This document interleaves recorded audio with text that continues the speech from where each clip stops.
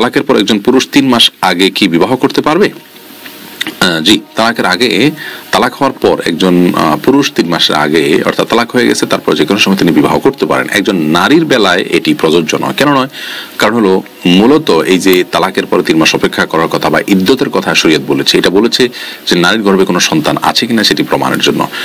যিনি তালাক দিয়েছেন তার মাধ্যমে কোনো সন্তান যদি তার গর্ভে এসে থাকে তাহলে সেই সন্তান ভূমিষ্ঠ হওয়ার আগ পর্যন্ত তিনি অন্যত্র বিবাহ বসতে পারবেন না, কারণ পরবর্তীতে সন্তানের দাবি নিয়ে মত পার্থক্য তৈরি হবে, আরো নানা রকম ঝামেলা তৈরি হবে।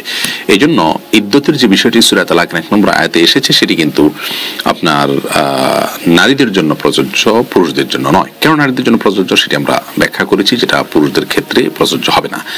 আর এছাড়াও কেন বিয়ের পরে 3 মাস নারীদেরকে ইদ্যত পালন করতে হবে, বিশেষ করে তিনি যদি সন্তান সম্ভব না হন, আর যদি সন্তান সম্ভব হয়ে থাকেন তাহলে সন্তান ভূমিষ্ঠ হওয়া পর্যন্ত এই সময়টা কেন অপেক্ষা করতে হবে, বিভিন্ন বৈজ্ঞানিক ব্যাখ্যা, অসাধারণ কিছু গবেষণা উঠে এসেছে।